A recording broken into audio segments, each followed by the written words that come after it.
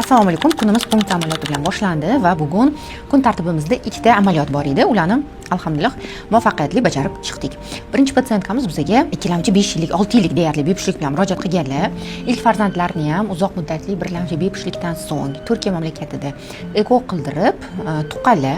Ikkinchi farzandlarini o'zlarini eslashlari bo'yicha Covid paytida homilador bo'lib, Covid paytida tuqqan ekanlar, tabiiy ravishda. Va shundan keyin 5 yil davomida ikkilamchi bepushtlik bo'lgan. Yana shu muammo bilan oldingi Turkiyaga borishgan klinikalarga murojaat qilishgan, ammo ikkinchi protokol muvaffaqiyatsiz bo'lgan, ya'ni 5-kunga kelib biron bitta embrion yetib kelmagan. Patsientkamiz yoshlari 39 da. Ularni eski protokollarini hisobga olib, bu safar er-xotinni birgalikda maxsus protokol bo'yicha ekoga tayyorladik. Ular uchun individual stimulyatsion protokol tuzib chiqdik va bugun 10 ta hujayra olishga muvaffaq bo'ldik. O'ylaymizki, chiroyli tug'iladigan embrionlar hosil bo'lsin. Rejamizda ularni NGS usulida genetik tekshirish va sizlar bilan o'sha muvaffaqiyatli natijalar bilan ham bo'lishaylik.